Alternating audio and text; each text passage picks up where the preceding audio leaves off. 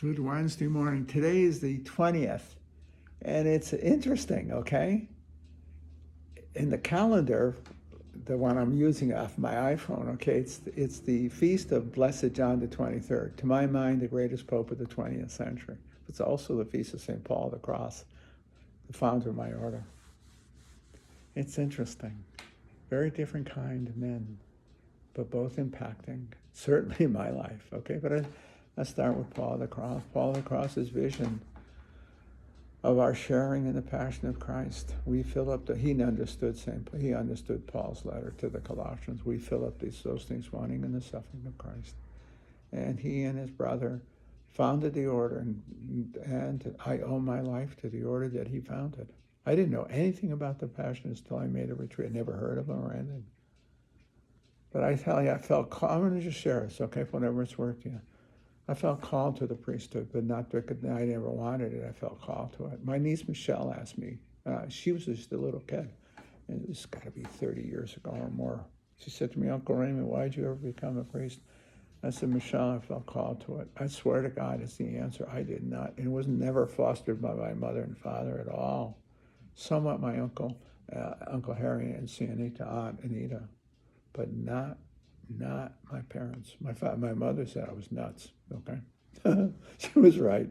Anyway, you got to see that. My father saw the priesthood as a racket. He was all for it because he figured we'd be eating free in restaurants, trust me, okay? You have to know the old man. He saw through it all. Anyway, in any case, I felt called to it, and I put it off as long as I could. I really did. I wasn't counting the days to go in.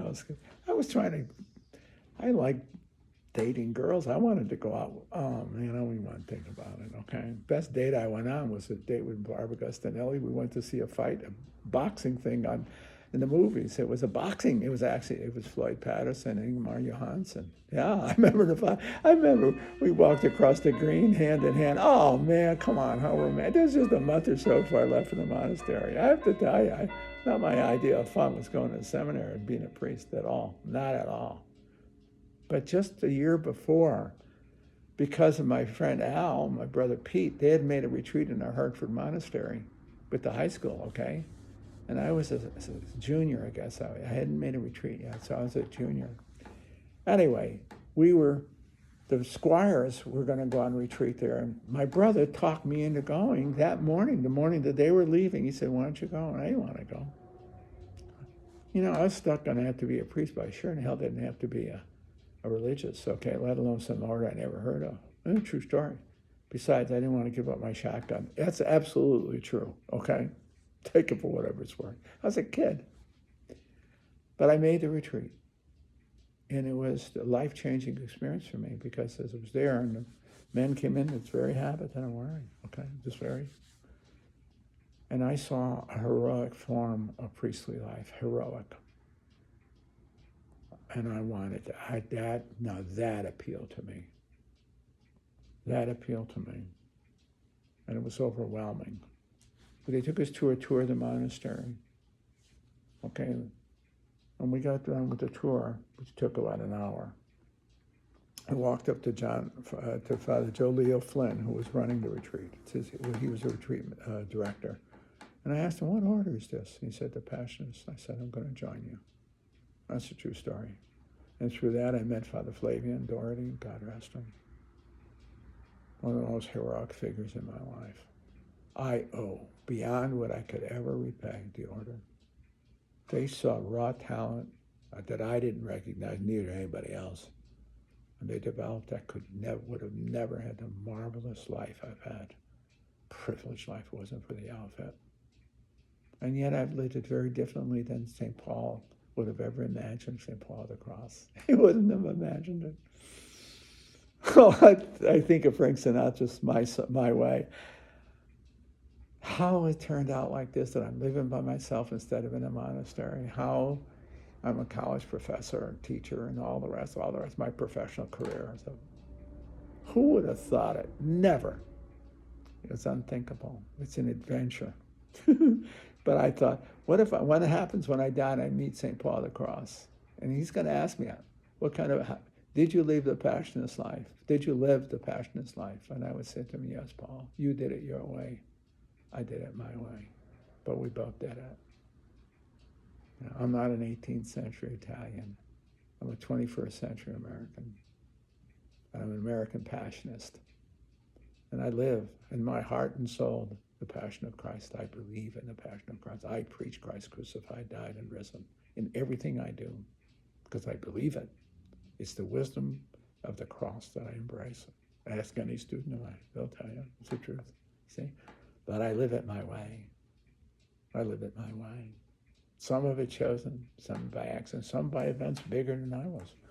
The Second Vatican Council was called by John the 23rd. He absolutely revolutionized things because he globalized the church. And in globalizing in the conventions of the 50s and prior, of course, were radically transformed. Not the faith, but the expression of it in its pious forms and its structural forms. I would never have been out here if it weren't for John the 23rd and the Second Vatican Council, because it opened up what religious life was to be. It opened up vast possibilities that were absolutely unthinkable just a generation before. Hell, 5 years before. He comes in, he calls for the council. I was in 1960, I think it was 1960 when he called it. It comes into existence in 62. You don't understand the postmodern church if you don't know the life of John the 23rd, a man of total faith in the presence of God and the evangelical spirit that we came to evangelize the world, not to Europeanize it, but to evangelize it, to re-evangelize Europe. And okay, that's first, because it paganized itself, but also to reach out to the global community. Talk about St. Isaac Joseph that we paid before, but also the religious orders who are now called to renew their vigor, renew their spirit, and go out and evangelize the world. That's John the 23rd.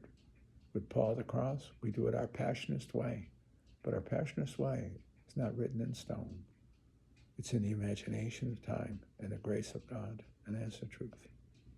I love John the 23rd. I thank God for him every day. And I think Pope Francis is in the spirit of John the 23rd. I'm not so sure the popes in between were. I think I got my own views. I think John Paul II started that way, but I think he retrenched. Francis has got the boldness of John the 23rd. He's that spirit, that wild spirit. Okay? I think Paul the Cross was wild in his time as he preached